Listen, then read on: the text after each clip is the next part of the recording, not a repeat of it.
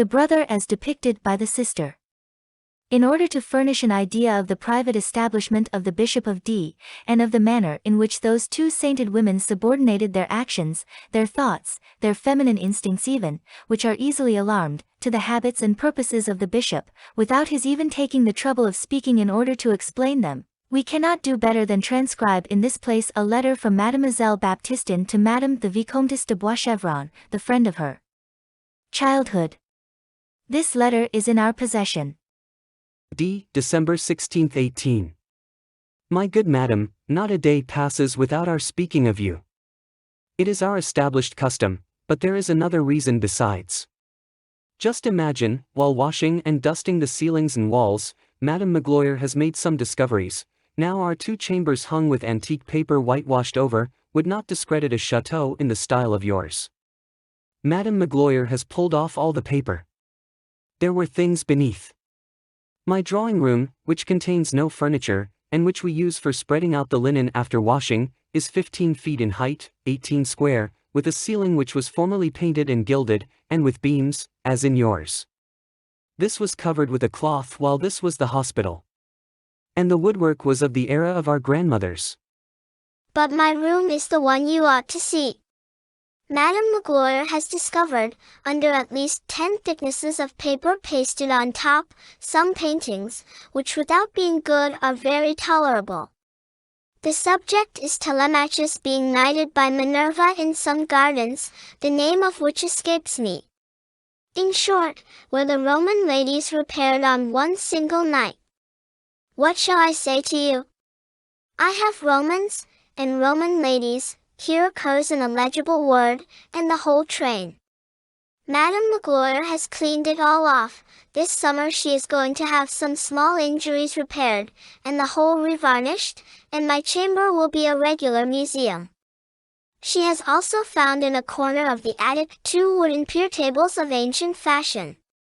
They asked us 2 crowns of 6 francs each to regild them, but it is much better to give the money to the poor, and they are very ugly besides, and I should much prefer a round table of mahogany. I am always very happy. My brother is so good. He gives all he has to the poor and sick. We are very much cramped. The country is trying in the winter, and we really must do something for those who are in need. We are almost comfortably lighted and warmed.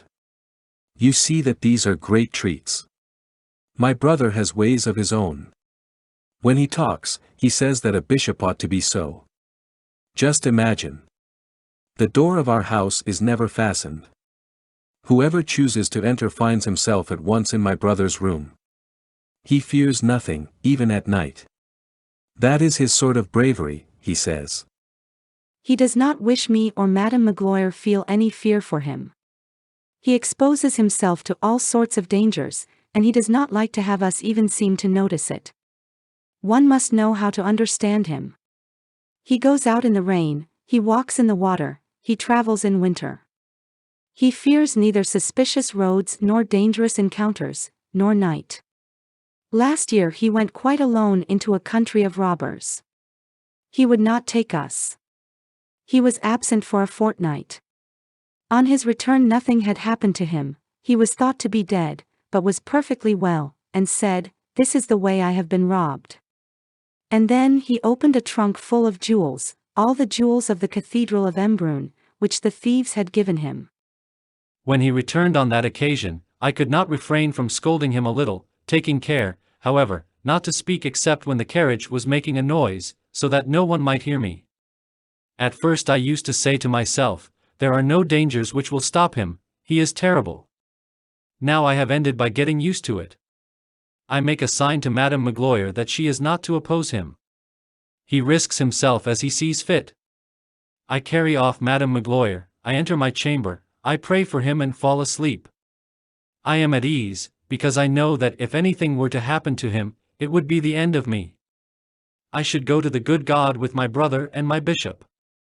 It has cost Madame Magloire more trouble than it did me to accustom herself to what she terms his imprudences. But now the habit has been acquired. We pray together, we tremble together, and we fall asleep.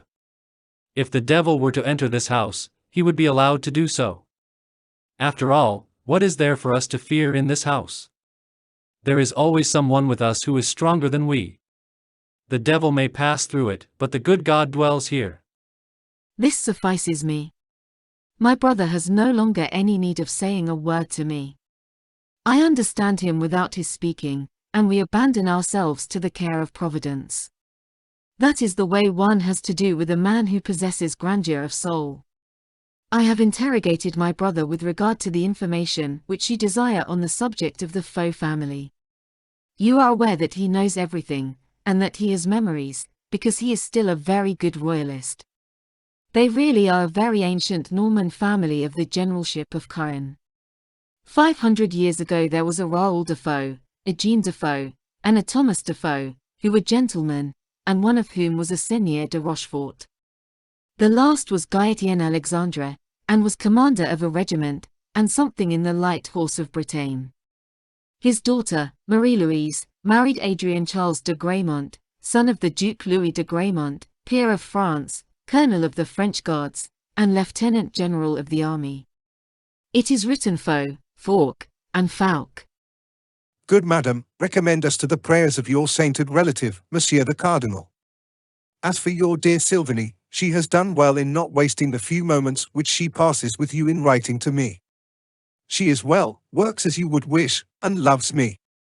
That is all that I desire. The souvenir which she sent through you reached me safely, and it makes me very happy. My health is not so very bad, and yet I grow thinner every day. Farewell, my paper is at an end, and this forces me to leave you. 1,000 good wishes. Baptistine. P.S. Your grandnephew is charming. Do you know that he will soon be 5 years old? Yesterday he saw someone riding by on horseback who had on kneecaps, and he said, "What has he got on his knees?" He is a charming child. His little brother is dragging an old broom about the room, like a carriage, and saying, "Who?" As will be perceived from this letter, these two women understood how to mold themselves to the bishop's ways with that special feminine genius which comprehends the man better than he comprehends himself. The Bishop of D, in spite of the gentle and candid air which never deserted him, sometimes did things that were grand, bold, and magnificent, without seeming to have even a suspicion of the fact. They trembled, but they let him alone. Sometimes Madame Magloire essayed a remonstrance in advance, but never at the time, nor afterwards. They never interfered with him by so much as a word or sign, in any action once entered upon. At certain moments, without his having occasion to mention it, when he was not even conscious of it himself in all probability, so perfect was his simplicity, they vaguely felt that he was acting as a bishop, then they were nothing more than two shadows in the house.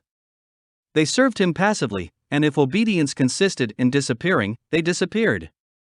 They understood, with an admirable delicacy of instinct, that certain cares may be put under constraint. Thus, even when believing him to be in peril, they understood, I will not say his thought, but his nature, to such a degree that they no longer watched over him. They confided him to God. Moreover, Baptistine said, as we have just read, that her brother's end would prove her own. Madame Magloire did not say this, but she knew it.